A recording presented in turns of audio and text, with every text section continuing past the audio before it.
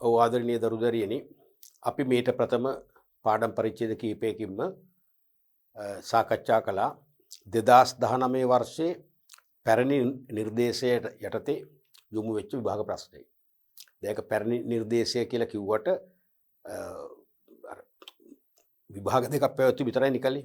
Syllabus එකේ 15ක 20ක අලුත් වීමක් තමයි අලුත් එකට උනේ. එතකොට මේ පැරණි නිර්දේශයේ තියෙන සෑම මාතෘකාවක්ම වාගේ අනිවාර්යයෙන්ම අදටත් වළංගුයි. තේරුණාද? සහ 2019 පේපර් එකේ නව නිර්දේශය යටතේ දෙවන ප්‍රශ්න පත්‍රයට යොමු නොවෙච්ච හොඳම ප්‍රශ්න කීපයක් මේ පැරණි නිර්දේශයේ තිබුණා. අපි ප්‍රශ්න දෙකක් සාකච්ඡා කළා. අදත් එකක් මම හිතන්නේ මේ ප්‍රශ්නේ අපිට සාකච්ඡා කරන්න පුළුවන්. ඒ නිසා අතිශය වැදගත් නිසා අපි මේ පේපර් එක තෝරගත්තේ. එතකොට අපි ගිය පාඩම් වලදී ඉගෙන ගත්තා තියරි එක ඉගෙන ගන්නවා වගේම විභාගෙදී ප්‍රශ්න පත්‍රයේට නොපැකිලිව ඒ වගේම නිර්වුල්ව ඒ වගේම සැහැල්ලු මානසිකත්වයෙන් මුහුණ දෙන්නේ කොහොමද කියන අත්දැකීම අපි අනිවාර්යයෙන්ම ලබා ගත්තා. දැන් මේ ප්‍රශ්න පත්‍ර සාකච්ඡාවේ නිකන් සාකච්ඡාවක් වශයෙන් එකට ගන්න එපා. දැන් ඔයගොල්ලෝ දරුවනේ කියනවනේ BS පේපර් එක ලේසි. එහෙමනේ ගොඩක් අයගේ මතය ඕකනේ. BS ලේසි. ඒ නිසාමනේ BS වලට ලකුණු අඩු වෙන්නේ. පහුගිය මෑත් දැන් 2021 න් ආපස්සට ගත්තම 21 20 19 18 17 ඉන් එහාට ගියත් එච්චරයි. විශේෂයෙන්ම අන්තිම අවුරුදු පහේ පිටම ලංකාවෙම සමස්ත ප්‍රතිඵල වලින් තුන්වන ප්‍රතිඵල වාර්තා කරේ මොකද්ද BS. තුන්වන තැනට වැටුනේ BS. එතකොට අපි ලංකාවේ සමස්ත සිසු පරපුරෙන් වැඩි ප්‍රමාණයක් ඔළුවේ තියාගන්න BS ලේසි කියලා. කෝ ඉතින් ප්‍රතිඵල ලේසි නම්. ලේසි නම් ප්‍රතිඵලය කෝ. ඇත්තරම ලේසි තමයි. මං කියන්නේ BS නේ ලේසි වේ accounting එහෙම ගිණුම් කරන්නේ. මොකද ගිණුම් කරන්නේ තියෙන අපිට ගණන් හදන්න කොටක් තියෙන 80%ක්ම ඒකේ කොටසින් කොටස ඇදුවත් ලකුණු හම්බ වෙනවනේ. දැන් ආර්ථික විද්‍යාව ව්‍යාපාර අධ්‍යයනය වගේ විෂයන් තුල පිළිතුරු කොටස් වලට ලකුණු ලැබෙන්නේ නැහැ නේ. එහෙමනම් ලේසි මේක accounting. නමුත් ඒකත් ඕගොල්ලන්ට ලේසි. මේක තේරෙනවද? ඒක අමාරුයි. අමාරු වෙන්නේ නැහැ නේ. ඒක තමයි ලේසිම වෙන්න ඕන. එහෙනම් ලේසි මේක අමාරු කියලා ඔළුවෙන් හදා ගන්නවා. මේ තේරුණාද? අමාරුම පේපර් එක ලේසි කියලා ඔළුවෙන් හදා ගන්නවා. අමාරුම පේපරෙන් BS අවුරුදු 5න් බැලුවොත් ඇත්තරම කිසිදු විෂයක් අමාරු නෑ.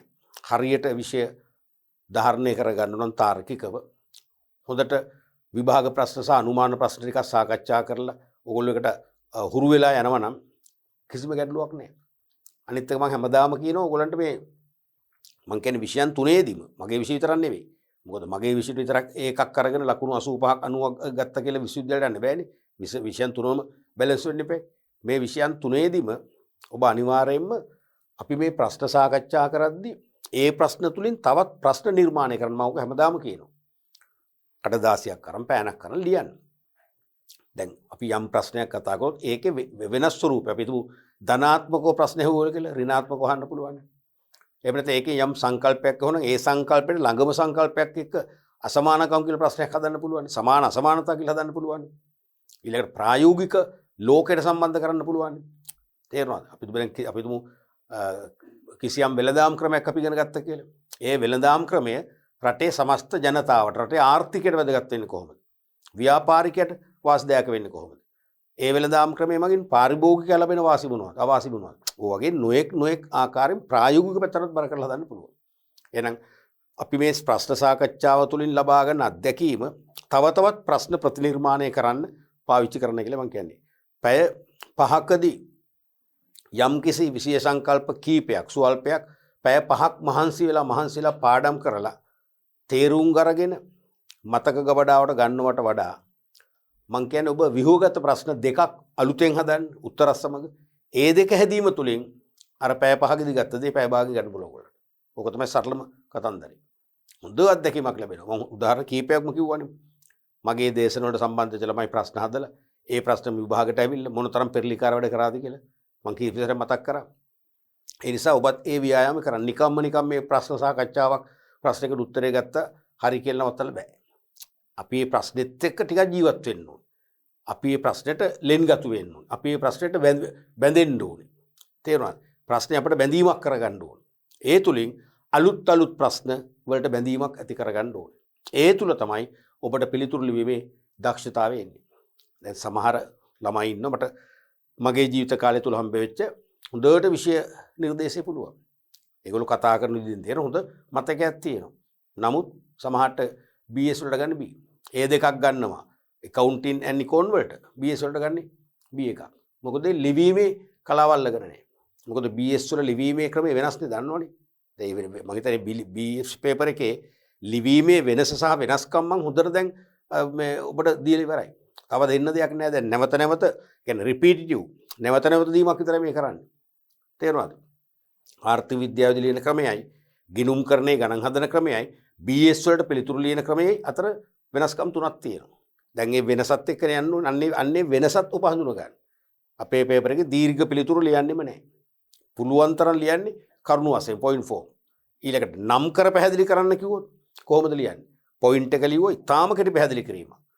විස්තර කරන්න කිව්වොත් ඒත් එහෙමයි. ඊටාම කෙටි විස්තර කිරීම. ඡේද ගණන්නේ. තේරුණාද? ඒ කියන්නේ BS වල බලන්නේ Taman ඉගෙනගත්ත දේ ඊටාම කෙටියෙන් නිර්වුල්ව Tamanට දෙන්න පුළුවන්. ඒකත් කලාවක්. ඒකත් විද්‍යාත්මක වැඩක්. ඒකත් විද්‍යාත්මක වැඩක්. දැන් ඔය සවසට යනව ලක්හඬ ගුවන් විදුලියේ ප්‍රේම තටාක කියලා වැඩසටහන මම ওই වාහනේ යනකොට ඒක අහනවා. සමහරට හොඳ විද්වතෙක්, විශ්වවිද්‍යාල මහාචාර්යවරයෙක්, විශේෂඥ වෛද්‍යවරයෙක්, කලාකරුවෙක්, තේරෙනවද? ගුරුවරයෙක්. එහෙම ගෙන්නනවා කියලා. එයා ඉතින් ඒ සුන්දි තෝරලා සින්දු විග්‍රහ කරනවානේ. ඒ සමහර මේ කියන්නේ ඒ ආරාධිත අමුත්තන් ඒ ගීත විශ්ලේෂණය කරන හරිම කෙටියි. විනාඩියයි 2යි. වචන සමහර විට ගත්තොත් වචන 25යි 30කින් ඒ ගීතය පිළිබඳ අපිට හොඳ චිත්‍රයක්ම වුණා. හරිම ආසයි ඒ ගීත විශ්ලේෂණය අහගෙන ඉන්න. දැන් මේ ඊයේ මම හම්බෙන් එනකොට එක්තරායත් මහාචාර්යවරයෙක් හැබැයි එයාකෝ මම ඒක වැහුවා අන්තිමට. ඒ කියන්නේ ගීතය යන්නේ විනාඩි 3යි විග්‍රහ කරනවා විනාඩි 20ක් විතර. ඒ 20ත් පිළිවෙලක් නේ. ඒ කියන්නේ මහාචාර්යවරයෙක් වුණොත් ඒ කියන්නේ විද්‍යාත්මක නෑනේ. තේරෙනවද? ඒ නිසා අපි අනිවාර්යයෙන්ම පිළිතුරු ලිවීම විද්‍යාත්මකව කලාත්මකව කරන්නට ඕන. ඒ සඳහා අපි හොඳ පෙරහුරුවක් ගන්න ඕනේ මේ ප්‍රශ්න පත්‍ර සාකච්ඡාවේ. පැහැදිලිනේ? රයිට්. අපි අද කතා කරන්නේ 2019 පේපර් එකේ ව්‍යුහගත පේපර් එකේ දෙවන කොටස. මතකනේ වැදගත්ම කොටස. ඔබට ලකුණු ගන්න පුළුවන් කොටස. මම කියන්නේ BS පේපර් එකේ දෙවන කොටස තමයි ලකුණු මැසීම. ලකුණු යන්ත්‍රය. ඒ නිසා අනිවාර්යයෙන්ම එක් කොටසකින් නවමෝසෙන් ප්‍රශ්න දෙකක් වුම කිසිදු ආදයක් නැහැ. මම 100%ක්ම නිර්දේශ කරන්නේ මේ දෙවෙනි කොටසෙන් ප්‍රශ්න තුනම තෝරගන්න. තුනක් තෝරගන්න. පළවෙනි කොටසෙන් දෙකක් තෝරගන්න.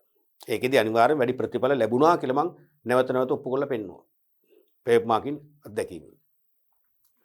8 වෙනි ප්‍රශ්නේ රෝම ඉලක්කම් 1. sannivedana තාක්ෂණයේ විකාශනය වූ ආකාරය ආර්ථික හා සමාජීය සංවර්ධන යුගානුව විස්තර කරන්න. sannivedana තාක්ෂණයේ විකාශනය වූ ආකාරය ආර්ථික හා සමාජීය සංවර්ධන යුගානුව විස්තර කරන්න. තේරුණාද? මේක එන්නේ ඇත්තටම අර අපි 12 වසරේදී කතා කර sannivedana පාඩමේ ප්‍රශ්නයක් වශයෙන් නෙවෙයි මේ එන්නේ. තේරෙනවනේ? මේ එන්නේ මොකද්ද?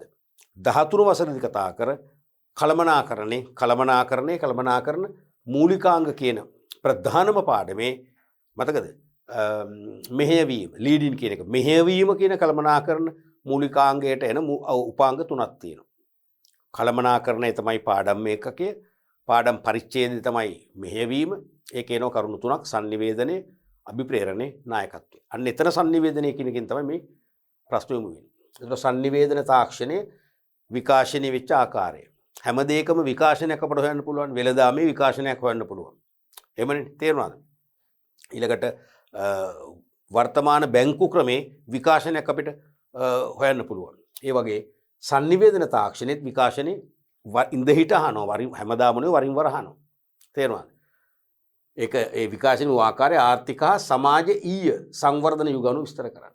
යුග 4යිනේ තියෙන්නේ. තේරුණාද? බලන්න ලකුණු දීපු විදිහ යුග පමණක් නම් කිරීමට පැහැදිලිවම ලකුණු 2යි. යුග 4 විතරක් නම් කරොත් ලකුණු භාගය ගන්න ලකුණු 2යි. විස්තර කිරීමට ලකුණු 2යි ලකුණු 4ක්ම ලැබෙනවා. මේක තනි ප්‍රශ්නයක් කියන එක මතක් කරන්න එපා. තේරෙනවද? මේක ව්‍යුහගත පේපර් එකේ තනි ප්‍රශ්නයක්. රෝම ඉලක්ක 1. අයනු අයන කොටස් දෙකක් නෙවෙයි. ඒ නිසා අනිවාර්යයෙන්ම ලකුණු 4ම ලැබෙනවා. 4න් භාගයක් වෙන් වෙනවා කෙටි පැහැදිලි කිරීම වලට. ඒක නැත්තම් ලකුණු 2යි ලැබෙන්නේ. පළවෙනි යුගය තමයි සංචාරක යුගය. ඔකට අපි එඬේර යුගය කියලාත් කියනවනේ. තේරෙනවද? සංචාරක යුගයට අපි කියනවා එඬේර යුගය කියලාත් කියනවා. එඬේර යුගය කියලා කියන්නේ ඕකම තමයි. ඒත් හරි. එඬේර යුගය. එහෙම ලිව්වත් කමක් නැහැ. සංචාරක යුගය නැත්තම් එඬේර යුගය. ඒ කියන්නේ වාචික sannivedanaya සිදුවීම. ඊටාම කෙටියෙන් ඉතින් control chief දාලා තින ඕගොල්ලෝ මෙතන ලස්සන ලියන්න පුළුවන් ඕගොල්ලන්ට. තේරුණාද? වැඩිපුර විස්තර එපා. ඒ කියන්නේ පුද්ගලයන් ඒ කියන්නේ එක එක සංඥා මගින් නැත්නම් ශබ්ද මගින් තමන්ගේ මුවින් පිට කරන ශබ්ද මගින් ඒ වගේම පසු කාලීන වචන බවට එක එක භාෂාවට අයිති වචන ගැලපීම මගින් වාචික සංවේදනයක් ආරම්භ වුණා. ඒක තමයි සංචාරක යුගයේ දෙත්විත සංනිවේදනය. තේරුණාද? ඒ කියන්නේ විවිධ ශබ්ද හා විවිධ භාෂාවන්ට අයිති වචන භාවිතා කරන්න අත්දකින්න ගත මේ යුගය. ඒක තමයි වාචික සංවේදනය සිදුවීම කියලා තියෙන්නේ. ඒක මේ විදිහටම නැතුණත් ඔබ කිව්වොත් යම් යම් ඒ කියන්නේ පුද්ගලයන් විසින් නිකුත් කරන විවිධ ශබ්ද හා භාෂාවන්ට අයත් වචන මගින් වාචික සංවේදනය කරන ඒත් හරි. ඒත් ප්‍රශ්නයක් නැහැ. මෙහෙම ලියුවොත් ප්‍රශ්නයක් නැහැ. දැන් මහා පරිමාණ විස්තර ලියන්නේ. දෙවැනි එක තමයි කෘෂිකාර්මික යුගය. ඇග්‍රිකල්චර් ඊර කියන එක කෘෂිකාර්මික යුගය. අක්ෂර හා සංකේත භාවිතය. තේරුණාද? අතින් හා මුද්‍රණයෙන් ලිඛිතව සංනිවේදනය සිදුවීම. අන්න හරියටම මේ කෘෂිකාර්මික යුගයේ තමයි අක්ෂර හා සංකේත භාවිතා කරන්න ගත්තේ. තේරුණාද? අක්ෂර හා සංකේත භාවිතා කරමින් අතින් ඒ වගේ මිනිස්ත්‍රමයෙන් අතින් ලියලා එහෙම නැත්නම් මුද්‍රණ කටයුතු මගින් ලිඛිතව සංනිවේදනය ආරම්භ වෙන්නේ කෘෂිකාර්මික යුගයේදී. එහෙනම් සංචාරක යුගයේදී වාචික සංනිවේදනයේ ආරම්භය, කෘෂිකාර්මික යුගයේදී ලිඛිත සංනිවේදනයේ ආරම්භය. අක්ෂර හා සංකේත භාවිතා කරමින් අතින් හා මුද්‍රණයෙන් ලිඛිතව සංනිවේදනයේ සිදු වුණා. තේරුණාද? එතකොට දැන් ඔය කෘෂිකාර්මික යුගයේ තමයි මිනිස්සු දැන් අනිවාර්යයෙන්ම සංචාරක යුගයේදී ගල් ගුහා ඒ වගේම බොහොම සරල නිවාස ක්‍රමයක්නේ පාවිච්චි කළේ. ඒකෙම අවසාන කොටස කෘෂිකාර්මික යුගයේ තිබුණා. ඒ ගල්ලෙන් තුල මිනිස්සු විවේකීව ගත කරන විට වැසි සමයේදී වැඩි කාලයක් ගල්ලෙන් තුලටලා තනිපංගලෙම ඉන්නකොට ඒ මිනිස්සුගේ සිතැඟියාවන් පහළ වෙනවා. ඒ සිතැඟියාවන් ගල්ලෙන් ඒ ගල තුල එක එක වර්ණ යොදාගෙන පින්තූර රාමු බවට සංකේත බවට පරිවර්තනය කරනවා. එහෙම තමයි ලිඛිත සංනිවේදනය ආරම්භ වෙන්නේ. එහෙම දිනු වෙලා තමයි ඊට පස්සේ මුද්‍රණ කර්මාන්තය සම්බන්ධ කරගෙන අද වන විට ලිඛිත සංනිවේදනය දිනුලා තියෙන්නේ. තුන්වන යුගය තමයි කාර්මික යුගය. නැත්නම් කාර්මික විප්ලව යුගය කිව්වොත් කමක් නැහැ. ඉන්ඩස්ට්‍රියල් ඊරා කියන එක ඉන්ඩස්ට්‍රියල් ඊරා විද්‍යුත් ක්‍රම හරහා සංනිවේදනය සිදුවීම. විද්‍යුත් සංනිවේදන ක්‍රම භාවිතා කරමින් තේරුණාද? විද්‍යුත් සංනිවේදන කටයුතු ක්‍රියාත්මක වෙන්නේ මේ යුගයේදී. විශේෂයෙන්ම විද්‍යුතෙන් ඉලෙක්ට්‍රෝනික මෙවලම්. ඒ කියන්නේ එක්කෝ රැහන් කේබල් එහෙම නැත්නම් ගුවන් තරංග සම්බන්ධ කරගෙන විවිධ උපකරණ භාවිතා කරමින් විද්‍යුත් ලෙස සංනිවේදනය ආරම්භ වෙන්නේ මේ යුගයේදී. ඊළඟට තොරතුරු යුගය. නැත්නම් තොරතුරු තාක්ෂණ යුගය කිව්වොත් හරි. තොරතුරු යුගය. සංනිවේදන තාක්ෂණය හා තොරතුරු තාක්ෂණය ඒකාබද්ධ වීම. සංනිවේදන තාක්ෂණයයි තොරතුරු තාක්ෂණයයි මිශ්‍ර වෙච්ච අවධියක තමයි අපි වර්තමානයේ ක්‍රියාත්මක වෙන්නේ. අද තියෙන ඉන්ෆෝමේෂන් තොරතුරුනේ. තොරතුරු ප්‍රධාන මෙවලමක් බවට පත් වෙලා තියෙනවා. විශේෂයෙන්ම ව්‍යාපාරික ලෝකයේ ව්‍යාපාරිකයන් සතු ප්‍රධානම ආයුධයක් මෙවලමක් තමයි තොරතුරු කියන්නේ. තේරුණාද? ඒ කොච්චරක් දැහුවොත් අද වන විට නිෂ්පාදන සාධකයක් නැත්නම් නිෂ්පාදන ක්‍රියාවලියක යෙදවුමක් දක්වා තොරතුරු ඉස්සරහට අවිලා තියෙනවා. තොරතුරු කියන එක අද පිළිගන්නවා නිෂ්පාදන සාධකයක් වශයෙන්. ඒක හරියටම හරියනේ. ඒ කියන්නේ වෙළඳ පොළට ඉල්ලන භාණ්ඩ වර්ගය. ඒගොල්ලෝ ඉල්ලන ප්‍රමාණයට, සයිස් එකට, ඉල්ලන වර්ණයට, ඉල්ලන මෝස්තරයට, ඉල්ලන රසයට, ඉල්ලන හැඩයට, ඉල්ලන ඇසුරුමට පහදන්නේ. එහෙනම් අන්නේ තොරතුරු දෙනවා. ප්‍රොඩක්ෂන් ප්‍රොසෙස් එකට. දුන්නොත් තමයි නිෂ්පාදන ක්‍රියාවලියෙන් ඒ වෙළඳ පොළ ඉල්ලන දේ දෙන්නේ. එහෙනම් ඒ වෙළඳ පොළේ තොරතුරු තමයි දෙන්නේ. එහෙනම් තොරතුරු දෙනවා කියන්නේ මොකද්ද? යෙදවුමක්. නිෂ්පාදන සාධකයක්. අද ඒ නිසා තොරතුරු වලට විශාල වටිනාකමක් තියෙනවා. අද කළමනාකරන ක්‍රියාවලියදී අත් කිරීමේදී මොනවද කරන්නේ? තීරණ ගන්න එකයි. කළමනාකරුවන්ගේ ප්‍රධානම කාර්යය තමයි ඩිසිෂන් මේකින් ඇක්ටිවිටි එක. සෑම කළමනාකරුවෙක්ම ඩිසිෂන් මේක කෙනෙක්. තීරණ ගනු ලබන්නේ. තීරණ ගන්නට මොනවද අවශ්‍ය වෙන්නේ? එයාට අවශ්‍ය හේතු මොනවද? තොරතුරු. තොරතුරු මත තමයි තීරණ ගන්න. ඒ නිසා අද වෙන විට තොරතුරු තාක්ෂණය කියලා ක්‍රියාවලියක් ඇති වෙලා තියෙනවා. දත්ත රැස් කරලා වර්ග කරලා ගණනය කරලා සාරාංශ කරලා තොරතුරු හදාගෙන තොරතුරු විශේෂයෙන්ම පරිගණක මෘදුකාංග තුල පරිගණක වැඩසටහන් තුල ගබඩා කරගෙන අවශ්‍ය වෙලාවට ඒ තොරතුරු භාවිතා කරලා තීරණ ගන්න එක තමයි තොරතුරු තාක්ෂණය කියන්නේ. ඒතර එතන sannivedana තාක්ෂණයත් අද මිශ්‍ර වෙලා තියෙනවා. අද එන දියුණු sannivedana තාක්ෂණයක් තොරතුරු තාක්ෂණයක් ක්‍රියාත්මක කරන යුගයක තමයි අද sannivedana ක්‍රියාත්මක වෙන්නේ. ඒ කියන්නේ sannivedanaye භාවිතා කරලා තොරතුරු තාක්ෂණ ක්‍රියාවලිය තුලින් කළමනාකරණ ලෝකයේ ඊටාම සාර්ථක ඊටාම අති විශිෂ්ට ගණේ තීරණ ගනිමින් ව්‍යාපාර ලෝකයේ තුල තම තමන්ගේ ව්‍යාපාර ඊටා තරඟකාරී ලෙස ඉදිරියට ධාවනය කරවීමක් ක්‍රියාත්මක කරවීමක් කරන යුගයක තමයි වර්තමානයේ. මෙන්න මේ වගේ කෙටියෙන් පොයින්ට් එක නම් කරලා අදහස පැහැදිලි කරොත් තමයි ලකුණු 4ම ලැබුණේ. පැහැදිලිනේ? රයිට්. අපි බලමු ඊළඟ ප්‍රශ්නය. රෝමි ලක්කන් 2 අයන්න. දත්ත තොරතුරු හා සංසන්දනය කරන්න. දත්ත තොරතුරු හා සංසන්දනය කරන්න. මේක නිතරම විභාගයට අහනවා. අමතක කරන්න මේ ප්‍රශ්නේ නිතරම අහනවා. සමහර අවුරුද්දට පිට දෙපාර ඇහුවා. තේරුණාද? තුන් පාර තමයි ඇහුවේ නේ. සමහරට දෙපාරක් අහලා ඊළඟ අවුරුද්ද අහන්නේ ඊට පස්සේ ආයි ඊළඟ අවුරුද්ද අහනවා. අනිවාර්යෙන් මේක බලාපොරොත්තු වෙන්නේ 2022ටත් 23ටත් මේ ප්‍රශ්නෙට Taman ලෑස්ති වුණාම හොඳයි. ඒ කියන්නේ මේ ප්‍රශ්නේ අහනවා කියන පූර්ව උපකල්පනයක හිටියට ප්‍රශ්නයක් නෑ. තේරුණාද? ඒ තරම් මේක වැදගත්. මොකද හේතුව අද වර්තමාන තොරතුරු තාක්ෂණ යුගයක ඉන්න අපි විශේෂයෙන්ම ව්‍යාපාර ලෝකයේ කළමනාකරුවෝ තොරතුරු පදනම් කරගෙන තමයි තීරණ ගන්නෙ.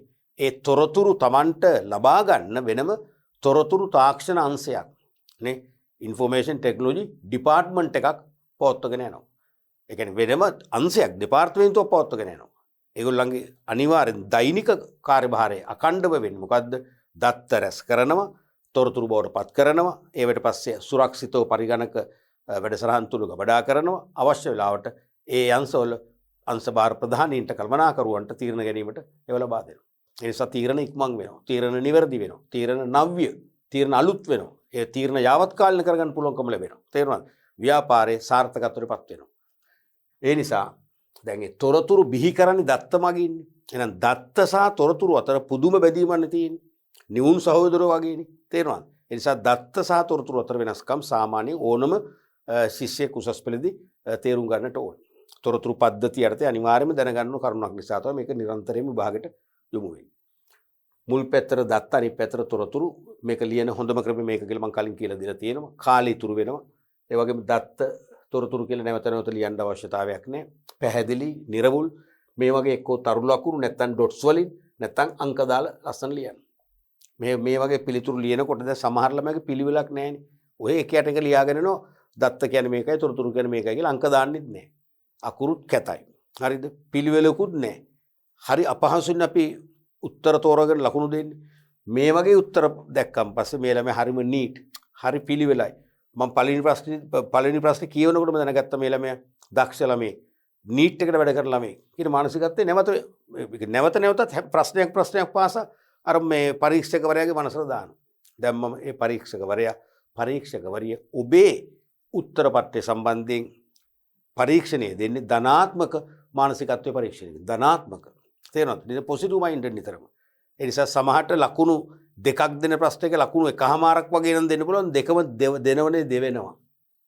ලකුණු 4ක් දෙන්න පුළුවන් ප්‍රශ්නේ ලකුණු 3ක් 3මාරක් වගේ නම් තියෙන පොඩි මිස්ටේක් තියෙනවා නම් ඒක නොසලකා ලකුණු 4ම දෙනවා. එහෙම ලකුණු 4ක් 5ක් ලේසියෙන් දාහ ගන්න පුළුවන් මේ පිළිවෙලට වැඩ කිරීම. ලකුණු 4ක් 5ක් කියන්නේ මොකද වෙන්නේ? එසේ මෙසේ නෙවෙයි මෙසේ ලකුණු ප්‍රමාණය. තේරුණාද? රයිට්. පළවෙනි එක තමයි දත්ත සැකසුම් ක්‍රියාවලියට ආදානය කරන මූලික දෑ දත්ත වේ. දැන් data processing system එකේ ඉන්නේ තොරතුරු බවට පත් කරන්නේ. දත්ත සැකසුම් ක්‍රියාවලියට යොදවන ආදානය කියන්නේ මොකක්ද? ඇතුළත් කරන යොදවන මූලික දෑ තමයි දත්ත කියන්නේ. එතකොට තොරතුරු කියන්නේ දත්ත සැකසීමේ ක්‍රියාවලියෙන් බිහිවන ප්‍රතිදානය තොරතුරු වේ. දත්ත සැකසීමෙන් ක්‍රියාවලියෙන් බිහි කරන ප්‍රතිදානය. ඒ කියන්නේ සකස් කරලා එළියට දෙන නිමෙවුමක් ප්‍රතිදානය. ඒක තමයි තොරතුරු කියන්නේ. දෙවෙනි එක තමයි තීරණ ගැනීමට ඍජුවම භාවිතා කළ නොහැකි දත්ත. දත්ත වගේ තීරණ ගන්න බෑනේ. දත්ත කියන්නේ අමු දේවල්. ඒ කියන්නේ මොකද්ද? සංවිධානයක පරිසරයට අදාළව සහ සංවිධානයේ ගනුදෙනු හා ප්‍රධාන සිදුවීම් සම්බන්ධයෙන් ක්‍රමානුකූලව රැස් කරනු ලබන මූලික කරුණු හා සංඛ්‍යා තීරණ ගන්න අපහසුයි.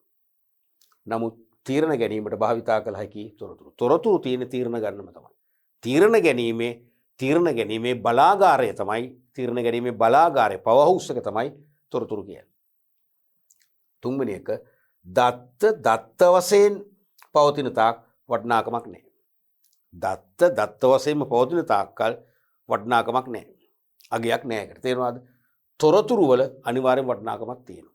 මොකද තොරතුරු කියන්නේ නිමෙවුමක්. දත්ත ප්‍රතිනිර්මාණය කිරීමක්. තීරණ ගන්න පුළුවන් තත්වයට අර්ථවත්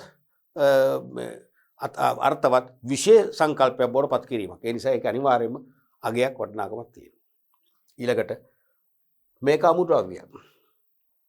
දත්ත කියන්නේ මොකක්ද? අමුද්‍රව්‍යයක්. නැත්තම් යෙදවුමක්. මේ උඩිනුත් යෙදවුමක තව කිව්වුණා. දත්ත කියන්නේ මූලික අමුද්‍රව්‍යයක්. නමුත් තොරතුරු කියන්නේ මොකද්ද? ෆිනිෂ් ගුඩ් එකක්. නිමි ද්‍රව්‍යයක්. නිමි භාණ්ඩයක් වෙනවා.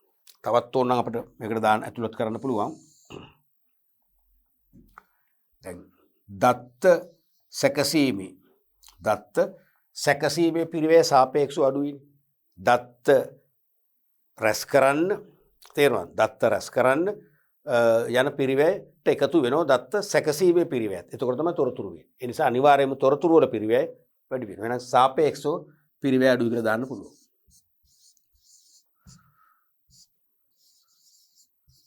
සාපේක්ෂව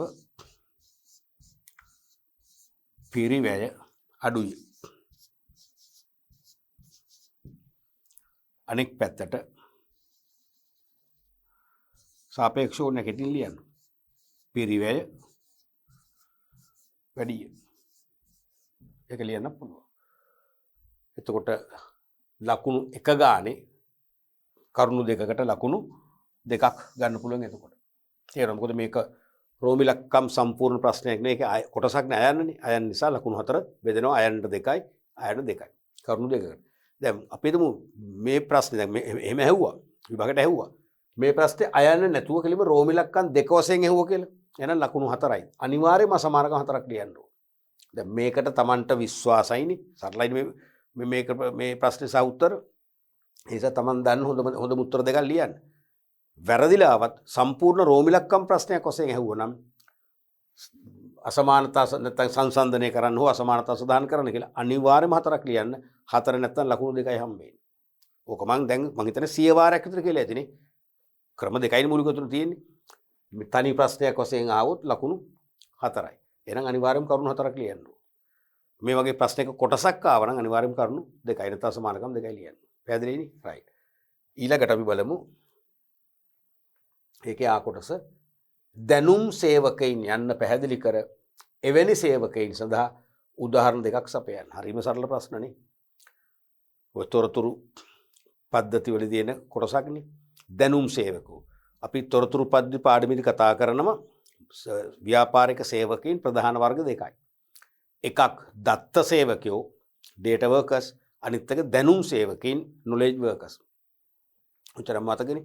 දත්ත දැන් මේ ප්‍රශ්න කියවද්දී අපි ඉගෙනගත්ත පාඩම් ඒකකයේ සහ පාඩම් ඒකකයේ නියමිත පාඩම් පරිච්ඡේද කොටස අනිවාර්යයෙන්ම අපේ ඔළුවට එන්න ඕනේ. එහෙම එනකොට තමයි අපේ මතක ගබඩාවෙන් අවශ්‍ය උත්තර අපට ඉෂුව කිරීම කරන්න නිකුත් කිරීම කරන්න. නැත්නම් අපට උත්තර නිකුත් කරන්නේ නැහැ. තේරුණාද? එහෙමනම්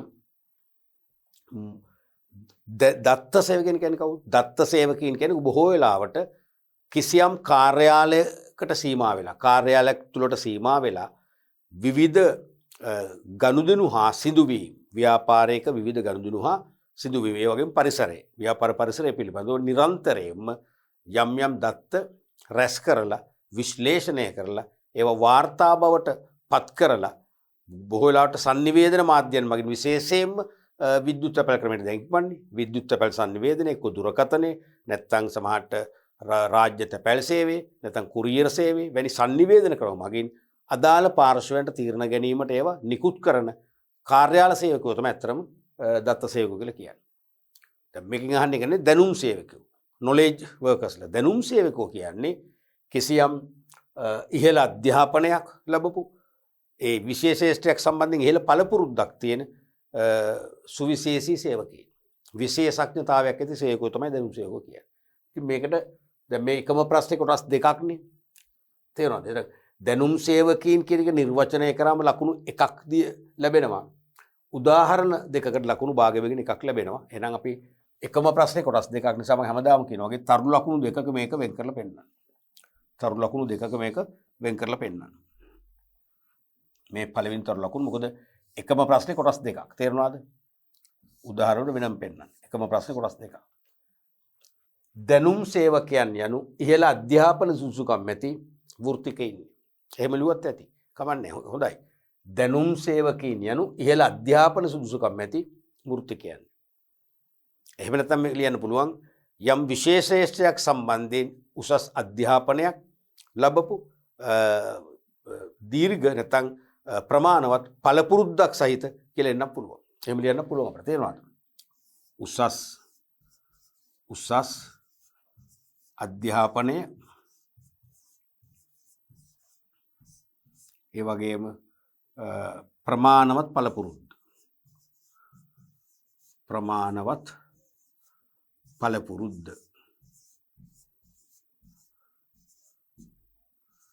ඇති සේවකයෝ තමයි දැනුම් සේවකයෝ කියන්නේ. එහෙම ලියන්න පුළුවන්. උදාහරණ මොනවද? නීතිඥයින්. දැන් ඇත්තට මේගොල්ලෝ වෘත්තිකයෝනේ. මේගොල්ලෝ වෘත්තිකෝනේ.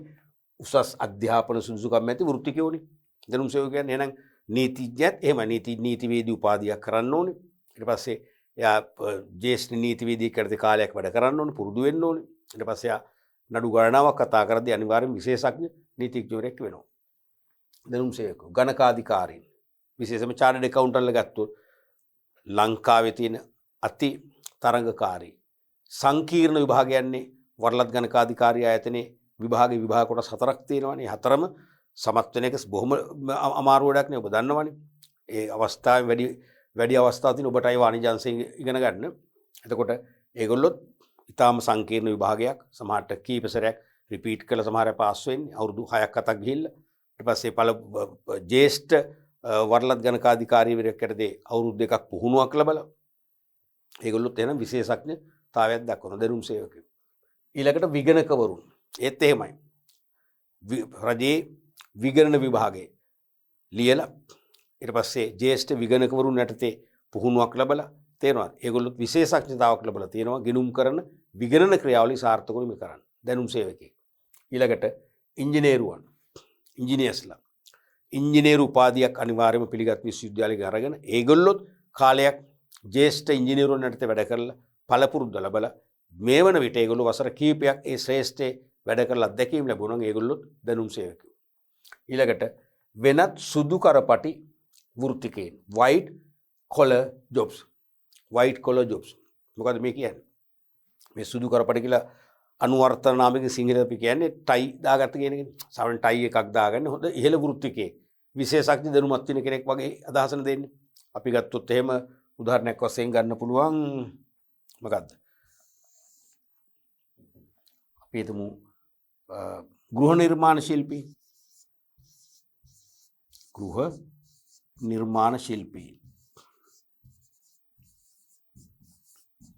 ඒගොල්ලොත් ගන්න පුළුවන් මේකට.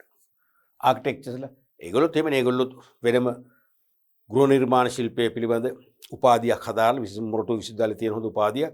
ඊට පස්සේ ජ්‍යෙෂ්ඨයකට පුහුණුවක් ලැබලා දැන් වසර ගණනාවක් තිස්සේ ගෘහ නිර්මාණ ශිල්පයේ ඉතාම නිර්මාණශීලී විශ්මිත දේවල් කරලා තමයි වෘත්තිකයෙක් වෙලා තියෙන්නේ. නම් විශේෂඥ දැනුම් සේවකයෙක්. තව ගන්න පුළුවන් විද්‍යාඥයින්.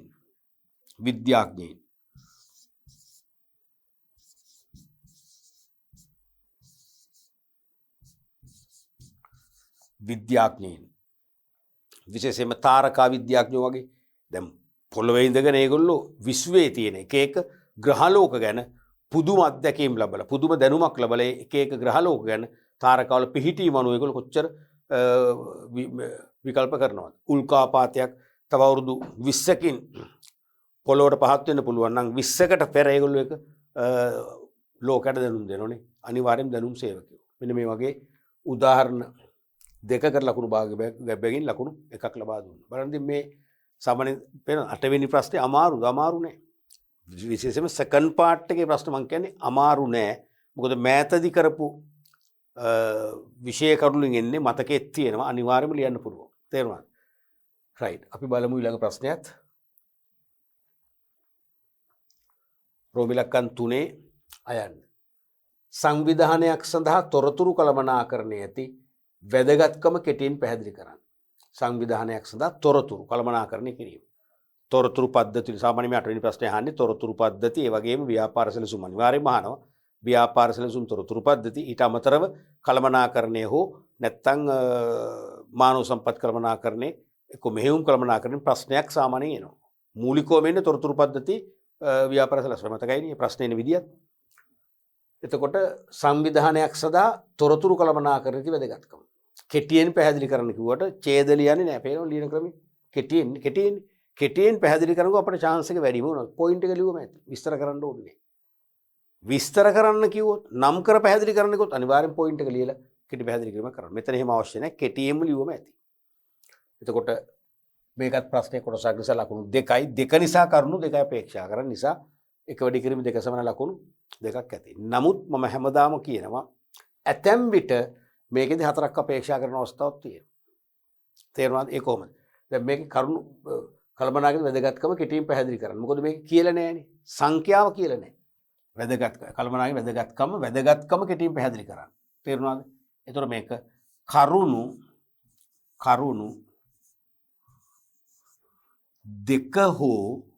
දෙක හෝ හතර විය හැකි අන්න ඒක උළුට ගන්නම ඕනේ. දැන් මේ ප්‍රශ්නේද හොඳ වෙලාවට අපේක්ෂා කළේ කරුණු දෙක නිසා දෙක ලියපුවට සම්පූර්ණ ලකුණු දෙක ලැබෙනවා. නමුත් හතරක් අපේක්ෂා කළා නම් කළා නෑ. ඒකයි මේකේ තියෙන අවදානම. මේ නම් නොකරන සෑම ප්‍රශ්නයකම අවදානමක් තියෙනවා. ඒවා තේරුම් ගන්න. ඒ අවදානම ඔබ ඇකට ගන්න එපා. අවදානමට ඔබ යට වෙන්න එපා. ඔබ අවදානම විනාශ කරලා දාන්න. කොහොමද කරන්නේ? හතරක්ම ලියන්න. දැන් මේකෙදි බා මොකද මං ප්‍රශ්න කීපයක්ම පෙන්නුවා මිට ඉස්සෙල්ලා මේ වගේ ප්‍රශ්න වල කරුණු හතර අපේක්ෂා කරපුවක් තියෙනවා. මේ වගේ දෙක අපේක්ෂා කරපුවක් තියෙනවා. දෙකක් කිව්වොත් කිසි ප්‍රශ්නයක් නැහැ. අපි දන්නවනේ දෙකයි ලියන්න ඕන කියලා. මේකේ අවදානමක් තියෙනවා. හතරක් අපේක්ෂා කරන්න පුළුවන් දෙක. විශේෂයෙන් මේ වගේ ප්‍රශ්නයක. කෙටියෙන් පැහැදිලි කරන්න කිව්වම ලොකු විස්තරයක් ඕනේ නැහැ නේ. බොහෝ විට හතරක් අපේක්ෂා කරනවා. මේ අවුරුදු ලියපු ළමයිගේ වාසනාවට තමයි දෙකක් ලිව්වේ. නිසා අනිවාර්යයෙන්ම හතරක ඉන්න කියලා මම මතක් කරන්න තේ ඉල්ලන්නේ. රයිට්. පළවෙනි එක තමයි එක් අංශ ඒකාබද්ධ කිරීමට. දැන් එක් අංශ ඒකාබද්ධ කිරීමට තොරතුරු අවශ්‍යයි. ඒකේ තේරුම මේ අංශ තුනක් නම් තුන වහලා දාලා එක අංශයක් පිළිහිටුනවා කියන එක නෙවෙයි. ව්‍යාපාරයක අංශ පහක් තියෙනවා. අංශ පහම එකිනෙකට සම්බන්ධයිනේ. ව්‍යාපාරේ තියෙන ඉලක්කගත පරමාර්ථ අරමුණු. නැත්නම් ඉලක්ක. මේ ඉලක්ක ළඟා කර ගැනීමට මේ අංශ පහෙන්ම දායකත්වයක් දෙනවා. එහෙනම් මේ අංශ පහේම කටයුතු හොඳ සම්බන්ධීකරණයකින් අපි මෙහෙව ගන්නට ඕන. හොඳ සම්බන්ධීකරණයකින් අපි මෙහෙව ගන්නට ඕන. ඒකට තමයි මේ ඒකාබද්ධ කිරීම කියලා කියන්නේ. තොරතුරු මගින් තමයි අපි මේ සමායෝජනය මේ ඒකාබද්ධ කිරීම කරන්නේ. පැහැදිලිද? ඊළඟට ප්‍රතිපෝෂණය ලබා දීමට ප්‍රතිපෝෂණයක් අවශ්‍යයි. සෑම සංවිධානයකටම සෑම අංශයකටම ඒ සෑම අංශයක් මගින් ඉටු කරන කාර්යයන් සම්බන්ධයෙන් ප්‍රතිපෝෂණයක් ගත්තම තමයි අපිට ඒ කාර්යයන්ගේ සඵලදායී බව නිවැරදිව ඉෂ්ට වුණාද නැද්ද? අපේක්ෂිත ආකාරයෙන් අපේක්ෂිත ප්‍රමාණයට ඉෂ්ට වුණාද නැද්ද කියලා තීන්දුව කරන්න පුළුවන් වෙන්නේ ප්‍රතිපෝෂණය ලැබුණා.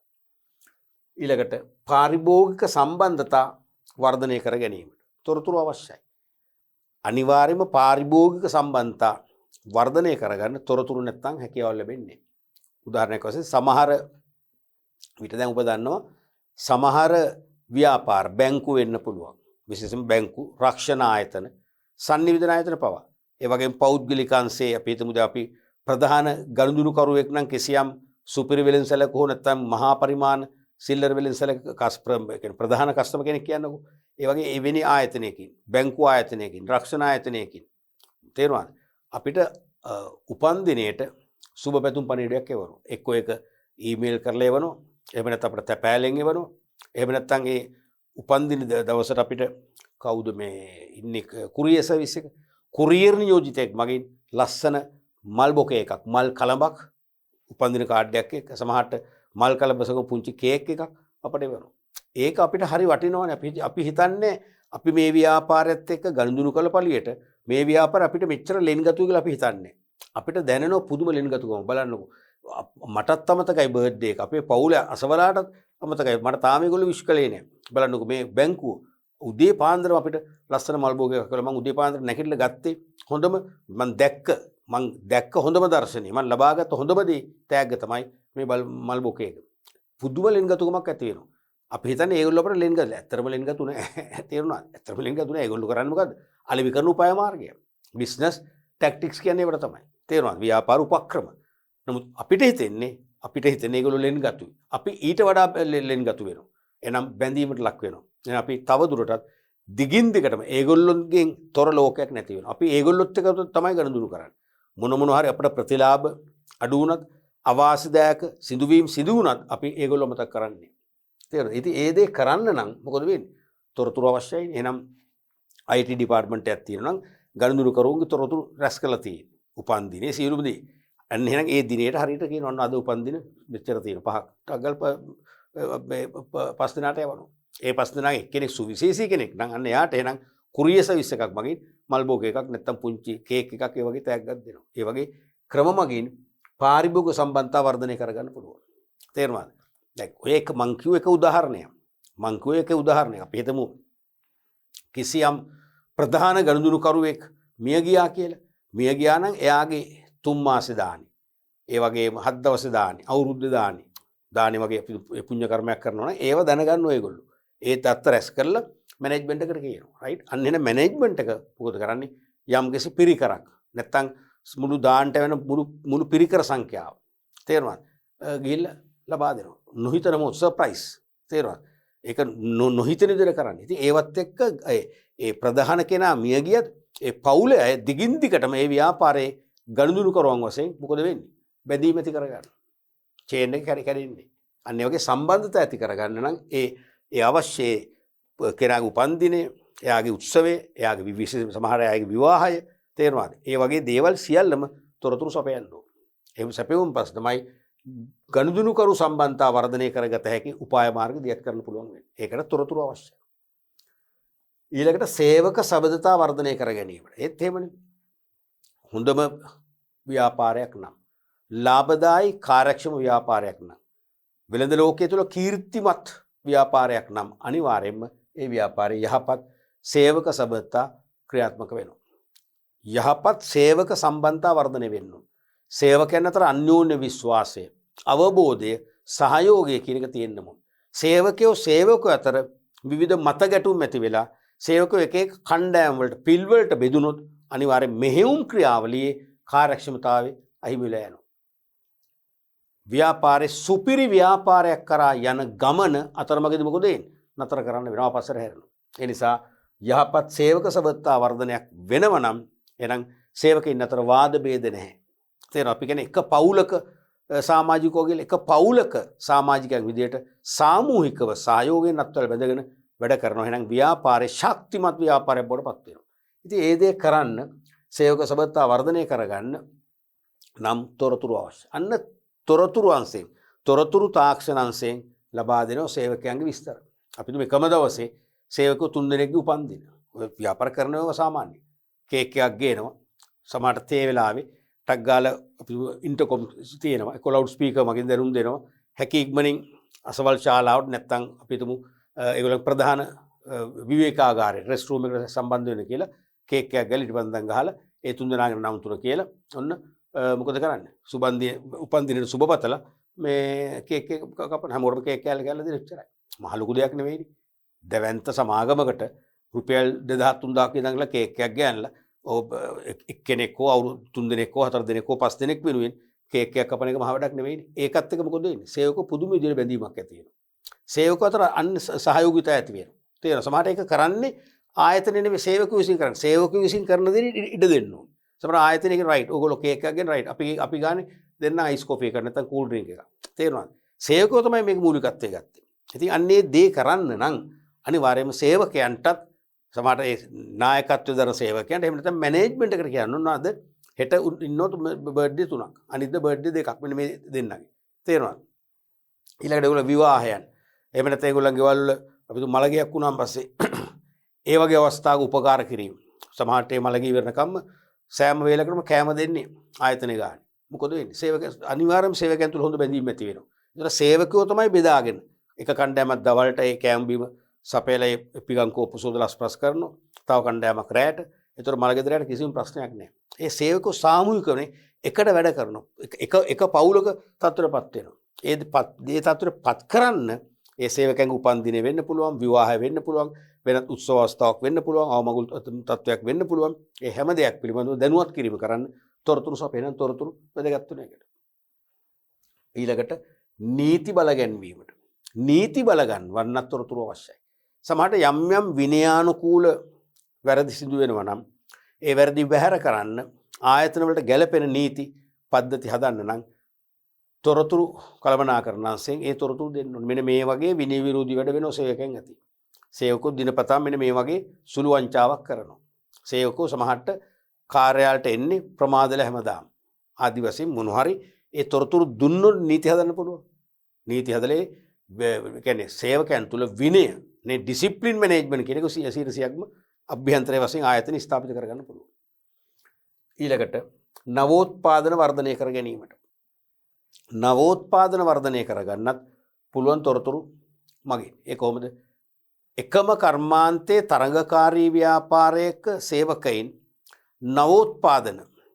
නවෝත්පාදන බිහි කරලා ඒ පිළිබඳ තොරතුරු යම් යම් සේවක රැස්වීම් වලදී ලබා දෙනවා. ඒකෙන් සේවකෝ මොටිවේට් කරනවා. අන සේවකෝ තුල උණක් ඇති කරනවා නේ.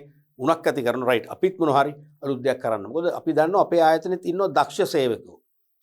සෑමංශයකම එක මංශනේ සෑමංශයකම දක්ෂ සේවකයෝ කෙනෙක් දෙනෙක් ඉන්නවා. එහෙනම් ඒගොල්ලන්ට අපි අර තේර මෝරල් ඩෙවලොප්මන්ට් එක කරන්නේ. චිත්ත ධෛර්ය සංවර්ධනයක් කරන්නේ. ඒකත් එක්ක දැන් ඒ දේ කරන්න අපි කියනවා අන්න බාහිර ආයතනෙ මෙන්න මේ වගේ දෙයක් කරලා බලන්න කොච්චර විශිෂ්ට සේවකයෝද. ආදී වශයෙන් අපි කියන්නේ ඔයගොල්ලෝ දෙයක් කරන්න කියලා ඒගොල්ලෝ ඔටෝමැටිකලි කරනවා. එහෙම නැත්නම් අපේ ආයතනයේ යම් අංශයක සේවකයෙක් අලුත් දෙයක් නිර්මාණය කරනවා. හරිද?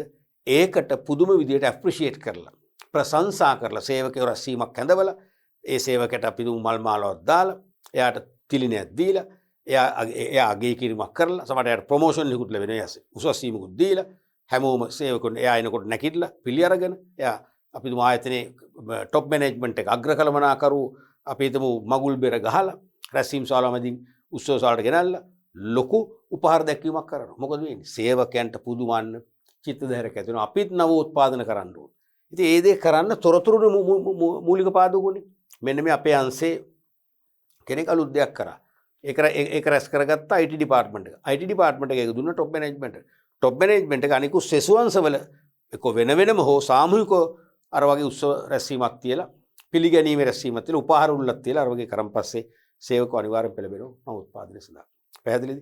මෙන්න මේ වගේ අපි නොහිතන විදිහේ සුවිශේෂී ප්‍රතිලාභ අත් කරගන්න පුළුවන් තොරතුරු කළමනාකරණය මගින් අවශ්‍ය තොරතුරු සැපීම මගින්.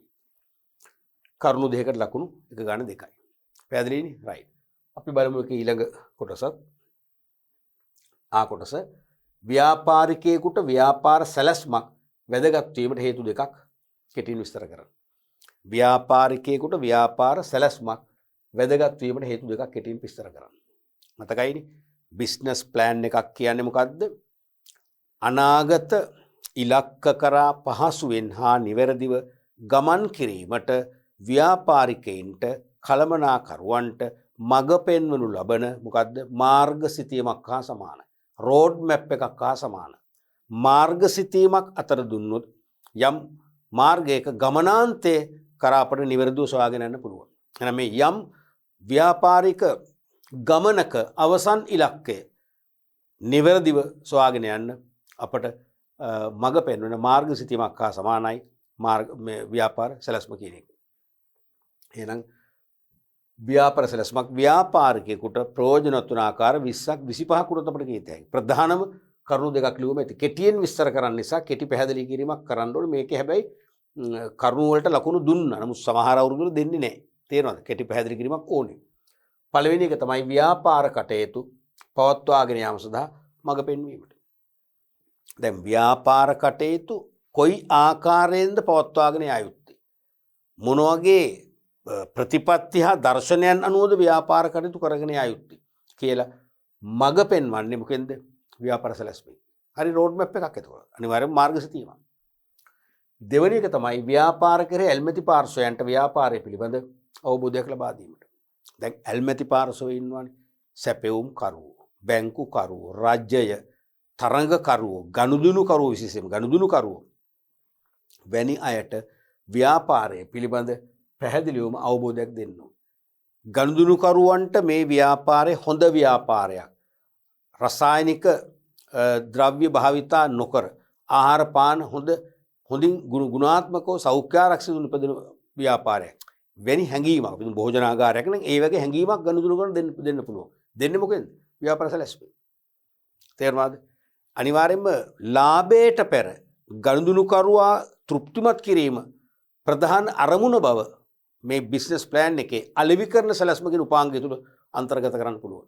ඒ තුලින් අන්න එහෙනම් ගනුදෙනු කරුවන්ට මේ ව්‍යාපාරයේ මොන වගේ කෙතරම් ඒ කියන්නේ කොච්චරක් දුරට ගනුදෙනු කරුවන් ඉලක්ක කරගෙනම ඔවුන්ගේ තෘප්තිය සුබ සාධනය සඳහාම වගකීමෙන් ක්‍රියා කරන ව්‍යාපාරය බව තහවුරු කරන්න පුළුවන්. ඒ වගේම සැපෙවුම් කරුවන්ට අනිවාර්යයෙන්ම හැකි ඉක්මන්ම අවස්ථාවේදී ඒගොල්ලන්ගේ ණයට ලබා ගන්නා ද්‍රව්‍ය වලට මුදල් ගෙවීමට ක්‍රියා කරන බවට විශ්වාසයක් තහවුරුවක් ඇති කරන්න පුළුවන්. පසුගිය අතීත මූල්‍ය තොරතුරු නැත්නම් ගිණුම් කරන තොරතුරු උදාහරණ වශයෙන් දාලා ඒ බව තහවුරු කරන්න පුළුවන්. අන්නේ මේ ක්‍රම මගින් තේරෙනවද? ගනුදෙනු කරුවෝද, බැංකු කරුවෝද, සැපෙවුම් කරුවෝද හැමදෙනාම වැල්මැද දක්වන පාර්ශ්ව වලට මේ ව්‍යාපාරේ මොකක්ද කියලා අවබෝධයක් දෙන්න පුළුවන්. අවබෝධය ඒගොල්ලෝ බලාපොරොත්තු වෙනවා. එහෙම අවබෝධයක් අරගෙන තමයි අපි ව්‍යාපාරත් එක්ක ඒගොල්ලෝ සම්බන්ධ වෙන්නේ. ගනුදෙනු කරන්නේ. තේරෙනවද? ඒ දෙයට හොඳම පාලම තමයි ව්‍යාපාර සැලැස්ම. ඇල්මැති පාර්ශ්වයන් සහ ව්‍යාපාර සම්බන්ධ කරන පාලමක් හා සමානයි බිස්නස් ප්ලෑන් එක. පැහැදිලිනේ? තුන්වෙනි එක තමයි ව්‍යාපාරයට අවශ්‍ය මූල්‍ය පහසුකම් ලබා ගැනීමට. මේකත් ප්‍රධානම උත්තරයන්නේ. ඒ කියන්නේ බැංකුවකින් අපි ණය පහසුකමක් ඉල්ලනකොට සාමාන්‍යයෙන් බැංකුව බිස්නස් ප්ලෑන් එකක් ඉල්ලනවා. මොකද බැංකුව බිස්නස් ප්ලෑන් එක නැත්නම් ව්‍යාපාර සැලැස්ම හොඳින් පරිශීලනය කරනවා. හොඳින් විශ්ලේෂණය කරනවා. ඇගීමට ලක් කරනවා. මොකද බිස්නස් ප්ලෑන් එකේ තියෙනවානේ මානව සම්පත් සැලැස්ම, අලෙවිකරණ සැලැස්ම, මූල්‍ය සැලැස්ම, කාර්මික සැලැස්ම තියෙනවානේ. ඒ අන්නේ එක එක කොටස් ඒ කාර්යයට ඒ ශ්‍රේෂ්ඨයට දැනුමක් තියෙන විශේෂඥතාවක් දක්වන ආයතනයේ අග්‍ර කළමනාකරුන් විසින් කීප දෙනෙක් කමිටුවක් වශයෙන් පත් වෙලා ඒක විශ්ලේෂණය කරනවා. බැංකුව විසින් විශ්ලේෂණය කරලා බලනවා මේ ව්‍යාපාරයේ අනාගත ශක්‍යතාවය. ඒ කියන්නේ සාර්ව ව්‍යාපාර පරිසර ඒකකවල මොන වෙනස්කම් ඇති වුණත් විචලතා ඇති වුණත් ඒ විචලතාවලට සාර්ථකව මුහුණ දෙමින් විචලතාවලට අනුකූලව අනුගත වෙමින් වෙනස් වෙමින් ව්‍යාපාරයේ ලාභදායී ලෙස දිගු කලක් පවත්වාගෙන යන්න පුළුවන්ද කියලා තාක්ෂේරුවක් කරනවා.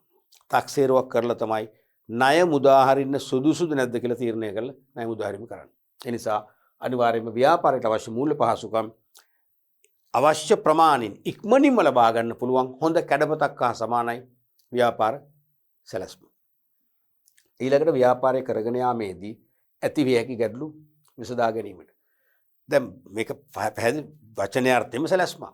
හරිනේ? සැලැස්මක තියෙන මොකද්ද? අපේක්ෂිත තත්ත්වය. අපි මැනේජ්මන්ට් වලදී කලේ සැලසුමක තියෙන අපේක්ෂිත තත්ත්වය. දැන් එහෙනම් ව්‍යාපාර සැලැස්මේ තියෙනවනේ ව්‍යාපාරය ආරම්භ කර සාර්ථකත්වයේ කරා ගමන් කළ යුතු ආකාර පිළිවෙලට. ඒක මාර්ගසිතමක් කියලා කිව්වනේ. එහෙනම් ව්‍යාපාර සැලැස්මක් අපි හොඳින් පරිශීලනය කරපු කෙනෙකුට මේ ව්‍යාපාරය මොකද්ද, මේ ප්‍රොජෙක්ට් එක මොකද්ද කියලා චිත්‍රයක් මැවෙන්න ඕන. තේරුණාද? එhmenan ඒකේ තියෙන අපේක්ෂිත තත්වයන්නේ. දැන් එහෙනම් අපි දැන් මේ සැලැස්මට අනුකූලව අදාළ ව්‍යාපාර කාර්යයන් එකින් එක දැන් ආරම්භ කරලා පවත්වාගෙන යනවා. දැන් සත්‍ය තත්ත්වය තියෙනවා. සත්‍ය ප්‍රතිඵලයි මේ ව්‍යාපාර සැලැස්මේ තියෙන අපේක්ෂිත ප්‍රතිඵලයි සංසන්දනය කරන්න පුළුවන් ද බැරිද? පුළුවන්. සංසන්දනය කරද්දී යම් වැරදි නැත්නම් ගැටලු මතුවෙන තැන් හොයාගන්න පුළුවන්. ඒ ගැටලු වලට විසඳුම් ලබා දෙන්න හැකියාව ලැබෙන පාලන කටයුතු ලේසි. තේරුණාද? ගැටලු විසඳා ගැනීමට කොහොම ඒ කියන්නේ මොකද්ද? පාලනය කියන එක පාලන ක්‍රියාවලිය පහසු වෙනවා. එහෙනම් ඔක ලිවර කමක් නෑ මේ වගේ. එහෙනම් ව්‍යාපාර කටයුතු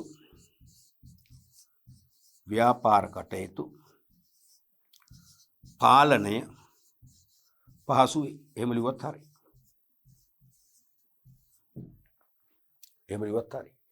තේරුණාද? දැන් මේක ඉල්ලන්නේ දෙකයිනේ. ඉතින් දෙකට ලකුණු දෙකක් දෙන නිසා මේකේ අපිට දෙකක් ලියුම ඇති. තව මේකේ 20ක් 25 ලියන්න පුළුවන්. නම් නොකරොත් 4ක් දක්වාම යන්න ඕන. තනි ප්‍රශ්නයක් නම් අනිවාර්යයෙන්ම 4ක් අහනවා. දැන් තව දක්ෂ සේවකයින් කළමනාකරුවන් ව්‍යාපාරයකට ගෙන්වා ගන්න බඳව ගන්න පෙර ආකර්ෂණය කරන්න එපා ගෙන්ව ගන්න එපා. ආකර්ෂණය කරගන්නත් හොඳම මෙවලමක් වෙනවා උපාය මාර්ගයක් වෙන උපාය මාර්ගික මෙවලමක් වෙනවා ව්‍යාපාර සැලැස්ම. ඇත්තටම අපේ රටේ තාම මේකේ තරම් නුහුරු වුණත් දියුණු බටහිර රටවල සංවර්ධිත රටවල විශේෂම කළමනාකරුවේ තමන් කිසියම් කළමනාකරන තනතුරකට අයදුම් කරනවද නැද්ද කියලා තීරණය කරන්න බිස්නස් ප්ලෑන් එක දිහා බලන්න. මොකද මට තියෙන අවස්ථා දෙකයි. A සහ B කියලා ආයතන දෙකක කළමනාකරන දුරයක් බාර ගන්න පුළුවන්. අපි හිතමු අනාගත ශක්්‍යතාවේ නැති අනාගතයේ අසාර්ථකත්වයේ කරා ගමන් කරන ව්‍යාපාරයක මම තනතුරු බාරගත්තොත් මොකද වෙන අපරාධයක්? මට එතරම් රැකියාව නැති වෙනවා. අර අනිත් ආයතන රැකියාව නැති වෙනවා. එහෙනම් මම බලනවා මේ දෙකෙන් අනාගත ශක්්‍යතාවේ සාර්ථකත්වය තියෙන කොතනද? සාර්ථකව ක්‍රියාත්මක වෙන්නේ කොතනද? කිසිම අවදානමක් නැති ලාභදායී ව්‍යාපාරය මොකද? එතනට උන මං යන්නේ. ඒ නිසා දක්ෂතා ඇති සේවකයෝ කළමනාකරු ආකර්ෂණය කර ගැනීම උපාය මාර්ගයක් වශයෙන් ව්‍යාපාර සැලැස්ම පාවිච්චි කරන්න පුළුවන්කම ලැබෙනවා. අනිත් එක ගනුදෙනු කරුවන්ට ව්‍යාපාරයේ මොනතරම් වගකීමෙන් සමාජ වගකීමෙන් හා වගවීමෙන් කටයුතු කරනවද කියලා ඔප්පු කරන හොඳම මෙවලමක් වෙන ව්‍යාපාර සැලැස්ම. සෑම ව්‍යාපාරයක්ම සමාජයේ විශේෂමනේ සමාජයට වගකීමෙන් සහ වගවීමෙන් කටයුතු කරන්න ඕනේ. එහෙම වගකීමෙන් සහ වගවීමෙන් කටයුතු කරන ව්‍යාපාරයකට තමයි අනාගත පැවැත්මක් තියෙන්නේ. දැන් මේ ඊපෙරේද මම දන්න අපේ පවුල නිවසකට අර ඔෆිස් චෙයාර්ස් දෙකක් ඕඩර් කළා. ලංකාවේ පිළිගත් ගෘහ උපකරණ නිපදවන සහ ලෙවි කරන සමාගමකින්. ඒගොල්ලෝ පොරොන්දු වුණා මේ මාසේ මුල් සතිය තුල අනිවාර්යෙන් ඩිලිවර් කරනවා කියලා ආච්චිකෝ කියලා. ඊට පස්සේ සති 3-4කට කලින් පේමන්ට් එකෙන් භාගයක් අරගෙන නෑ. අන්තිමට පළවෙනි සතියෙත් නෑ. අන්තිමට පළවෙනි සතිය ගියාම කිව්වලු ඉතුරු පේමන්ට් එකත් කරන්න ඕන කියලා. තේරෙනවද? වචනේ වෙනස් වුණා. ඒකත් කරලා ගොනු රයිට් හෙට එවන්නම් කියලා. හෙටත් නෑ. අන්තිම කර්ෆියු අපි දැන් කර්ෆියු වගේ වැඩුණොත් එම් සතියක් දෙකක් තවත් ඇදෙනවා. ඒ වගේ දෙයක් වැදුන්නේ නැත්තම් හොඳයි. තේරෙනවද? අන්තිමට මොකද උනේ? ඔහොමම ඇදුණා. අන්තිමට පළවෙනි සති මුල් දවස් දෙක තුන දෙනවා කියපුවක අන්තිමට 16 17ත් නෑ 18 වෙනිදා තමයි අන්තිමට ලැබෙන්නේ. සයි දෙකක් පැන්නනේ කියන්නේ. අන්න විශ්වාසය කඩ වෙනවා එතකොට. ඒ කියන්නේ අපි කියන වෙන වගකීමක් නෑ ඒගොල්ලන්ට.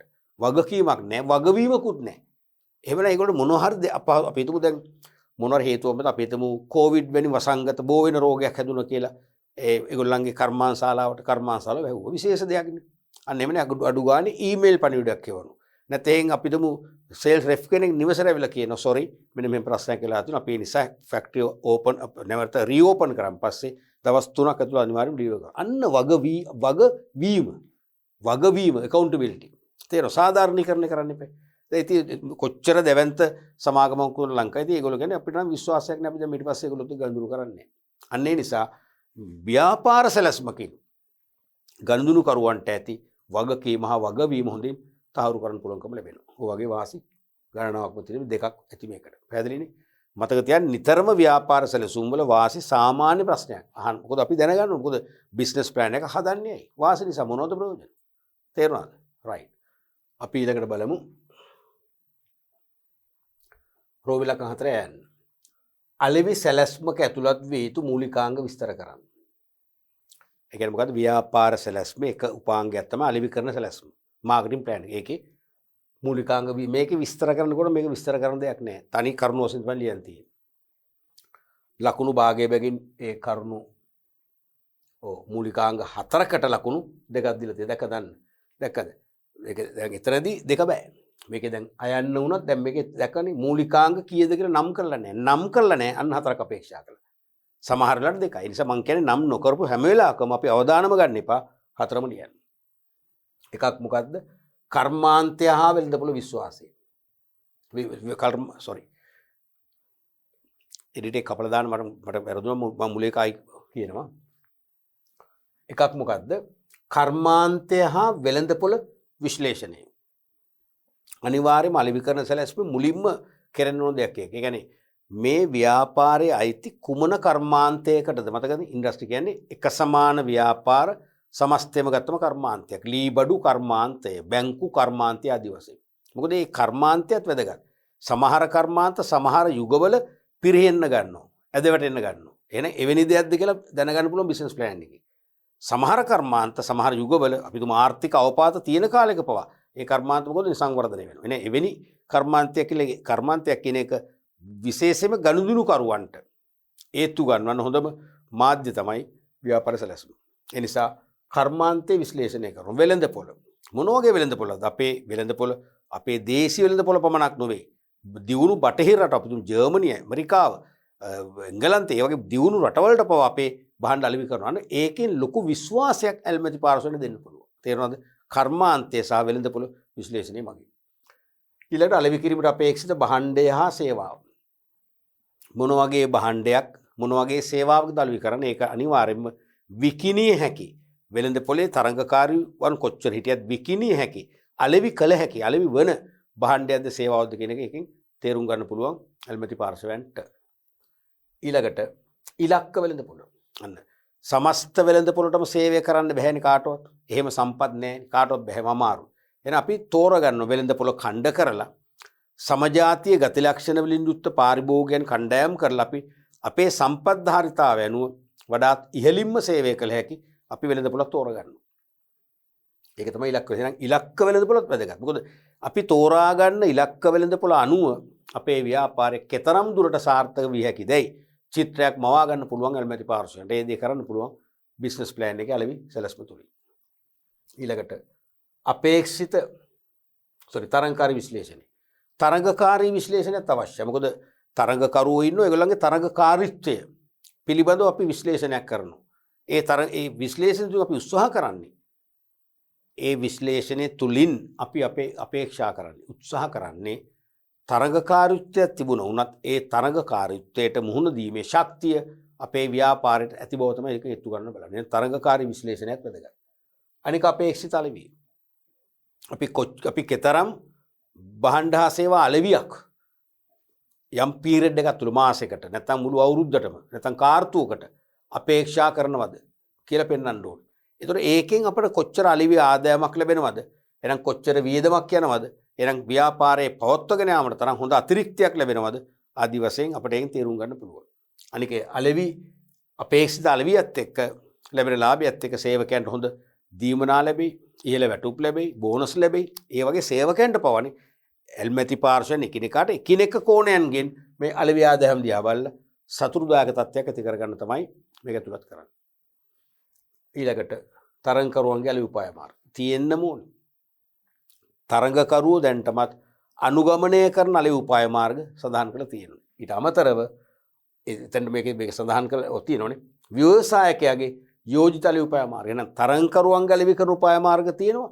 එහෙනම් අදාළ ව්‍යාපාරේ නැත්නම් ව්‍යවසායකයාගේ අපේක්ෂිත යෝජිත අලෙවි උපාය මාර්ග තියෙනවා. එන්නේ ඒකෙන් ඇල්මැති පාර්ශ්වයට වැටහෙනවා තරංගකරුවන්ගේ අලෙවි කරන උපාය මාර්ග වලට වඩා ෂාප් නැත්නම් මුවහත් ඉතා තියුණු අලෙවි කරන උපාය මාර්ග ව්‍යාපාරේ සතුව තියෙනවා.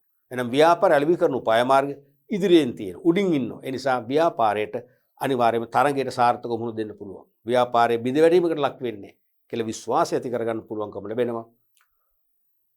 යෝජිත අලෙවි කරන උපාය මාර්ග සහ තරංගකරුවන්ගේ අලෙවි උපාය මාර්ග සංසන්දනය කරන්න ඇල්මැති පාර්ශ්වයන්ට මේ අලෙවි කරන සැලැස්මේ අවස්ථාව ලබා දීම තුලින්. ඊළඟට විකුණුම් පුරෝගතනය. අනිවාර්යයෙන්ම විකුණුම් පුරෝගතනය කිරීමක් කරනවා. ඒ කියන්නේ සේල්ස් ෆෝකාස්ටින් එකක්. සමහරට එක මාසිකව පෙන්වන්න පුළුවන් තීරු වලට. එක්ක කාර්තු වශයෙන් කාර්තු 4කරනේ නැත්නම් සමස්ත වර්ෂයට දාන්න පුළුවන්. අපේ මෙන්න මෙච්චර බහන්න ප්‍රමාණයක් අපි විකුණන්න උත්සාහ කරනවා. මෙන්න ඒකක ප්‍රමාණය මෙන්න මිල මෙන්න විකුණුම් ආදායම. ඒ වගේ පුරෝගතන සමහර එක chart එකක් වගුවක් විදිහට හදන්න පුළුවන්. ඊළඟට අලෙවි වියදම්. අලෙවි වියදමස් ඔයගොල්ලන්ට වගුවක් විදිහට පෙන්නනවා. ඒ දෙක කම්පෙයාර් කරන් පස්සේ සුද්ධ ආදායම පිළිබඳ තීරණයක් ගන්න පුළුවන්. සුද්ධ ආදායම පිළිබඳ සතුරුදායක තත්ත්වයටපත් වෙන්න පුළුවන්කම ලැබෙනවා ඇල්මැති පාර්ශ්වයෙන්. මෙන්න මේ වගේ මූලිකාංග කීපයක්ම අලෙවි කරන සැලැස්මේ විශ්ලේෂණය වෙන්න ඕන. කරුණු 4කට තමයි ලකුණු භාගය බැගින් ලකුණු 2ක් දුන්නේ. අපි බලමු ඊළඟ ප්‍රශ්නයත් එකේ ආ කොටස. තරංගකාරීත්ව විශ්ලේෂණයේදී අවධානය යොමු කළ යුතු සාධක 4ක් ගන්න. මේ අර ප්‍රශ්නෙම කොටසක් සම්බන්ධිත කොටසක්. අලෙවි කරන සැලැස්ම ඇතුළේනේ තරංගකාරීත්වයේ විශ්ලේෂණය කරන්නේ. තේරෙනවද? එහෙනම් තරඟකාරීත්ව විශ්ලේෂණයේදී අවධානය යොමු කළ යුතු සාධක 4ක්. කෙලිම 4ක් ඉල්ලනවා. ඒකත් ලකුණු භාගයේ බැගින් 4ට දෙන්නේ. එකක් තමයි පවත්නා තරඟකාරීත්වය. දැනට පවතින තරඟකාරීත්වයේ ස්වභාවය. මේ කියන්නේ ස්වභාවය. තරඟකාරීත්වයේ ස්වභාවය. විශ්ලේෂණය කරන්න ඕන. ඉහළ තරඟකාරීත්වයක්ද සාමාන්‍ය මට්ටමේ තරඟකාරීත්වයක්ද අඩු තරඟකාරීත්වයක්ද කියන එක පෙන්වන්න. අඩු තරඟකාරීත්වයෙන් අපිට බය නැහැ. අපිට බොහොම ලේසියෙන් වෙළඳපොළ ග්‍රහණය කරගන්න පුළුවන්. තේරුණාද? ඊළඟට තරඟකරුවන් හා ඔවුන්ගේ ශක්තිය. තරඟකරු කොපමණ ඉන්නවද? ඒගොල්ලන්ගේ මොන වගේ ස්ට්‍රෙන්ත් ශක්තියින් තියෙනවද? ඒගොල්ලන්ගේ මූල්‍යමය හැකියාව, ඒගොල්ලන්ගේ පුහුණු ශ්‍රමය, ඒ වගේම ඒගොල්ලන්ගේ අහිමිකරුවන්ගේ අධ්‍යක්ීම්, අධ්‍යාපන මට්ටම පළපුරුද්ද, ඒව ශක්තියින් තේරෙනවා. තාක්ෂණය ඒ වගේ. ඊට පස්සේ මේකේ නැතත් මේකේ නැතත් අර මේකක් දාන්න මොකක්ද? තරඟකරුවන්ගේ දුර්වලතා. දෙකම දැනගන්න එපා. තරඟකරුවන්ගේ ශක්තියින් මොනවද? දුර්වලතා මොනවද? දුර්වලතා වලට වඩා ශක්තියින් වැඩිද? ශක්තියින්ට වඩා දුර්වලතා වැඩි. අන්න එන අපට අවස්ථාවක් තියෙනවා. ඒගොල්ලෝ දුර්වලතා වැඩි. එහෙනම් දුර්වලතාවත් මෙතන ලියන්න පුළුවන් මේක නැතුණාට. තේරෙනවද? ඕන මම පස්සේ ලියන්නම්කෝ. ඊළඟට තරඟකාරීත්වයට මුහුණ දීමට සතු ශක්තියින් හා දුර්වලතා.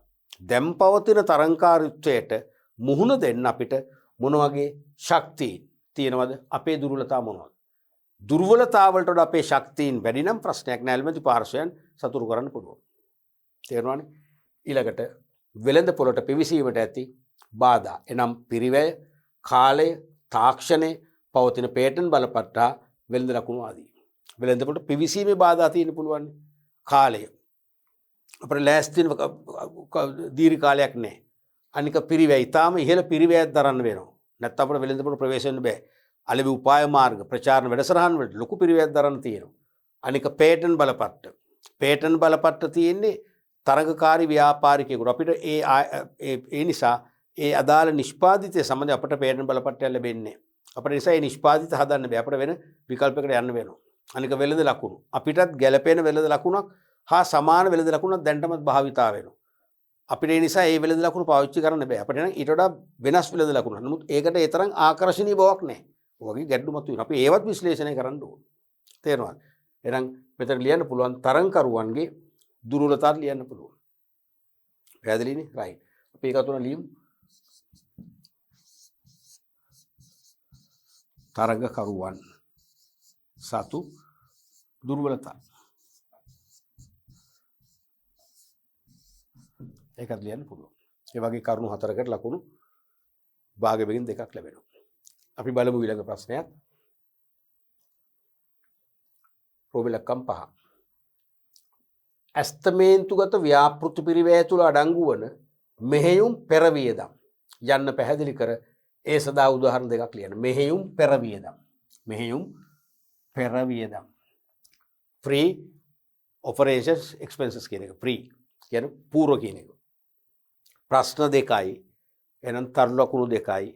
උත්තර දෙකයි. එහෙනම් පළවෙනි තරු ලකුණු වෙන් කරන්න මේ වගේ ඒකේ නිර්වචන මෙහෙයුම් පෙරවියද. ඊට පස්සේ අහනවා ඒ සදා උදාහරණ දෙකක් දෙන්න වෙනවා. මේක දෙවෙනි තරු ලකුණු. එහෙනම් මෙහෙයුම් පෙරවියදම් යනු ව්‍යාපාරයක කටයුතු ආරම්භ කිරීමට පෙර අවශ්‍ය වෙන වියදම්. කිසියම් ව්‍යාපාරයක් ව්‍යාපාර කටයුතු දියත් කරන්න පෙරත් යම් යම් වියදම් දරන්න වෙනවා. ඒ කියන්නේ විකුණුම් නැති කාලේ. විකිණීම නොමැති කාලේ. ඒක තමයි මෙහෙයුම් පෙරවියදම් කියන්නේ. තේරුණාද? ඊට පස්සේ ව්‍යාපාර කටයුතු ආරම්භ කරනවානේ. එක්ක භාණ්ඩ නිෂ්පාදනය කරලා විකුණනවා. එක්ක භාණ්ඩ පිටතින් මිලදී අරගෙන විකුණනවා. ඔය දෙකෙන් ගන්න මොහොලාට වෙන්නේ. අන්න ඒ ව්‍යාපාර කටයුතු ආරම්භ කළාට පස්සේ දරණේ අපි කියන්නේ මෙහෙයුම් වියදම්. මේ කියන්නේ මොකද්ද? මෙහෙයුම් පෙරවියදම්. ව්‍යාපාර කටයුතු ආරම්භ කරන්න පෙර වියදමට කියන්නේ මෙහෙයුම් පෙරවියදම්. ව්‍යාපාර කටයුතු පවත්වාගෙන යාම ආරම්භ කිරීම සමගම දරන වියදමට අපි කියන්නේ මොකද්ද? මෙහෙයුම් වියදම්. වර්ග දෙකයි. එහෙනම් උදාහරණ තමයි ඉඩම් සංවර්ධන වියදම්. අපි තුමු කිසියම් අපි ව්‍යාපාරයක් ඉදි කරන ඉඩමක් ගන්නවා. අපි ඉඩම සකස් කරගන්න බැකෝ යන්ත්‍රයක් ගෑනලා සමතලා කරගන්න, ගල් තියුණු ගල් ඉවත් කරන්න, ඒ වගේ වැඩ තියෙනවා. ඉතින් ඒ වියදම් කොහොමද දරන්න එපේ? තාම ව්‍යාපාර කටයුතු ආරම්භ කරන්න හිතලවත් නැහැ. එහෙනම් මෙහෙයුම් පෙර වියදම්.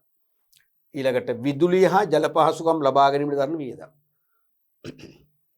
භාණ්ඩ නිෂ්පාදනය හෝ විකිණීම ආරම්භීමට පෙරම අපි වෝටර් සප්ලයි ගන්න ඕනේ. ඉලෙක්ට්‍රිසිටි සප්ලයි ගන්න. නැත්නම් විදුලි සැපයුම ජල සැපයුම ගන්න එපා. ඉතින් ඒ සඳහා අපි වියදමක් දරනවා. තාම ව්‍යාපාර කටයුතු ආරම්භ කළේ නැහැ. නැතුණත් මේ වියදම් දරන්නම් වෙනවා. අන්න මෙහෙම පෙර වියදම්. ඊළඟට බලපත්‍ර ලබා ගැනීමට දරන වියදම්. ඇතැම් ව්‍යාපාර කටයුතු වලට බලපත්‍රයක් ඕනේ. දැන් ෆාමසියක් වගේ එකක් කරන්න, බටහිර බෙහෙත් නිෂ්පාදනය කරන ව්‍යාපාරයක් කරන්න සෞඛ්‍ය සේවා දෙපාර්තමේන්තුවෙන් සෞඛ්‍ය සේවා අධ්‍යක්ෂකතුමාගෙන් බලපත්‍රයක් ගන්න ඕනේ. ඒක සඳහා ගාස්තුවක් රජයට ගෙවන්න ඕනේ. තාම නිෂ්පාදනය කරලා නැහැ. ව්‍යාපාර කටයුතු ආරම්භ කළා නැහැ. එහෙනම් ගන්න මෙහෙයුම් පෙර වියදම්. පැහැදිලිනේ? ඊළඟට අපි තව උදාහරණයක් ගත්තොත් මේ ලිපි ද්‍රව්‍ය වියදම්. දැන් ව්‍යාපාර කටයුතු ආරම්භන්න පෙරම ගිණුම් පොත්පත් අපිට සමහරට මුද්‍රණය කරපුව ගන්න වෙනවා. විවිධ බෝල් පොයින්ට් පෑන් ඒ වගේ කාර්යාල උපකරණ ගන්න වෙනවා. අන්න ඒවා ව්‍යාපාර කටයුතු ආරම්භ කරන පෙරම දරන ඒවා නේ. එහෙනම් ඒවත් හරි. මොන හතරවෙනි එකක් අපිට ලියන්න පුළුවන් කාර්යාල ලිපි ද්‍රව්‍ය. කාර්යාල ලිපි ද්‍රව්‍ය වියදම්. තව අපිට ව්‍යාපාර කටයුතු ආරම්භ කරන්න පෙරම ව්‍යාපාරේ ලියාපදිංචි කරන්න වෙනවා. ලියාපදිංචි කිරීමේ ගාස්තු නැත්නම් සමාගමන සංස්ථාපනය කරන්න වෙනවා. සංස්ථාපන ගාස්තු අනිවාර්යයෙන්ම දරන්න මෙහෙයුම් පෙර වියදම්. එහෙනම් පසුවෙනි එකක අසල ලියන්න පුළුවන් ව්‍යාපාර ලියාපදිංචි ගාස්තු හෝ සංස්ථාපන ගාස්තු. ඒකත් මෙහෙයුම් පෙර වියදම්. තනි පුද්ගල හෝ හවුල් ව්‍යාපාරයක් නම් නම ලියාපදිංචි කරනවනේ ඒ ගාස්තුව. සීමිත සමාගම් සමුපකාර වගේ කරන සංස්ථාපනය කරනෝනේ නීතිගත කරනවා සංස්ථාපන ගාස්තුව. ඒකත් එතකොට මෙහෙයුම් පෙර වියදමක් වෙනවා. ව්‍යාපාර කටයුතු ආරම්භ කරන පෙර දරන වියදමක් වෙනවා. තවත් තියෙනවා. ඉර නැහැ. අපි ගත්තොත් කොටස් නිකුත් කිරීමේ වියදම්. කොටස් නිකුත් කිරීමේ වියදම්. ඒකත් මෙහෙයුම් පෙර වියදම. ව්‍යාපාර කටයුතු ආරම්භන්නේ දැන් ප්‍රාග්ධනය රැස් කරන්නේ කොටස් නිකුත් කිරීමේ. ඒ කොටස් නිකුත් කිරීමේ තරව ගාස්තු ගෙවන්න වෙනවා. ප්‍රචාර දැන්වීම් පළ කරන්න වෙනවා. සංස්ථා ප්‍රකාශ මුද්‍රණය කරන්න වෙනවා. කොටස් සහතික මුද්‍රණය කරන්න වෙනවා. අන්න ඒ වගේ යන වියදම් තමයි ඒ කියන්නේ ව්‍යාපාර කටයුතු තාම ආරම්භ කළේ නැහැ. මේ වගේ මෙහෙයුම් පෙර වියදම් ගණනාවක් තියෙනවා. පැහැදිලිනේ? රයිට්. ඒතර අපි අද පාඩම් පරිච්ඡේද තුලින් 2019 වර්ෂයේ පැරණි නිර්දේශ යටතේ දෙවන ප්‍රශ්න පත්‍රය නම් ව්‍යුහගත ප්‍රශ්නේන පේපර් එකේ අවසන් ප්‍රශ්නයත් ඉතාම සාර්ථකව සාකච්ඡා කළා නෙමෙයි විශ්ලේෂණය කළා. අපි ඒ තුලින් විවිධ ප්‍රශ්න නිර්මාණය වන ආකාරය කිව්වා. අපි මේ ප්‍රශ්න වලට උත්තර ලියන ආකාරය ඉගෙන ගත්තා. සහ මේ මාකින් ස්කීම් එකේ තියෙන පිළිතුරු වලට අමතරව අපිට ලිවිය හැකි පිළිතුරු ලිවීමේ විවෘත භාවයක් ඇති බව කිව්වා. විකල්ප පිළිතුරු ගැන අපි සාකච්ඡා කළා. තේරුණාද? ඔබ තවදුරටත් මේ සෑම ප්‍රශ්නයකින්ම උත්සාහ කරන්න. සෑම ප්‍රශ්නයකින්ම මේ ප්‍රශ්න වලට සමාන ප්‍රශ්න, සමීප ප්‍රශ්න නිර්මාණය කරන්න.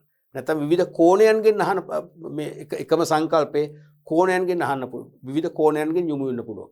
ඒ විවිධ කෝණයන්ගෙන් යොමු හැකි ආකාරයෙන් පිළිබඳ මෙනෙහි කරන්න. මෙනෙහි කළ ප්‍රති නිර්මාණයක දෙන්න ආදර්ශ ප්‍රශ්න. ඒ මොකද මම ආදර්ශ ප්‍රශ්න නිර්මාණය කරද්දී විශේෂයෙන්ම වැඩිම දැනුමක් ජනනය වෙන්නේ මා තුළ. ඔබ ආදර්ශ ප්‍රශ්නයක් නිර්මාණය කළොත් වැඩිම දැනුමක් ජනනය වෙන්නේ කවුරු තුළ? ඔබ තුළයි. ඒ නිසා ඒක ඔබේ කරගන්න. මගේ කරගන්න දෙන්න එපා. තේරුණාද?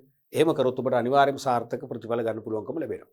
හොඳයි. ඒතර අපි මම විශ්වාස කරනවා 2019 වර්ෂයේ පැරණි නිර්දේශයට යොමු වෙච්ච පළවෙනි ප්‍රශ්න පත්‍රයේ දෙවන ප්‍රශ්න පත්‍රය දෙකම හරිම හොඳ සමතුලිත පේපර් එකක්. ඉතාම සංකීර්ණ ප්‍රශ්නක් තිබුණා. ඉතාම සරල ප්‍රශ්නක් තිබුණා.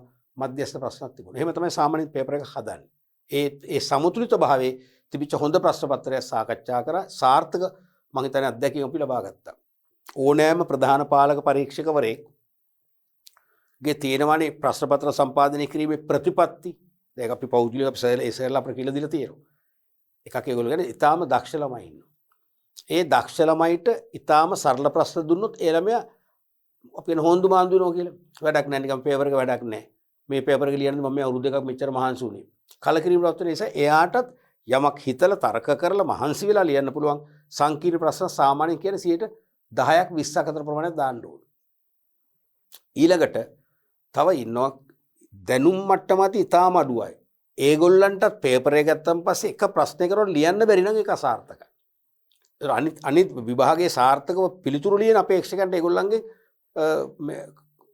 පදයක් වෙන්න පුළුවන්. ඒ නිසා ඒගොල්ලන්ටත් උත්සාහ කරොත් අඩු ගානේ ඒ සාමාර්ථයක් ගන්න හරි සාමාන්‍ය ඒගොල්ලන්ට පහසු ආකාරයේ 20%ක විතර පහසු සරලම ප්‍රශ්න දාන්න ඕනේ. දැන් 40%යි. ඉතුරු 60% මධ්‍යස්ථ ප්‍රශ්න. ඕනම දැනුම් මට්ටමකට ලියන. එහෙම තමයි පේපර් එකක් බැලන්ස් කරන්න. අන්න ඒ වගේ ඒ එක සහ දෙක පේපර් දෙකම මේ 2019 අහපු හොඳ සමතුලිත ප්‍රශ්න පත්‍ර දෙක අපි තාම හොඳින් මේක විස්තර කරා. මම හිතනවා පිළිතුරු පත්‍ර ලිවීමට අවශ්‍ය සැහැල්ලුව තාක්ෂණය කලාව ඔබට හොඳටම මේකෙන් ලැබුණා කියලා මම විශ්වාස කරනවා. අපි තවත් 2020 21 ප්‍රශ්න පත්‍ර අපි ඉදිරියේදී සාකච්ඡා කරන්න බලාපොරොත්තු වෙනවා.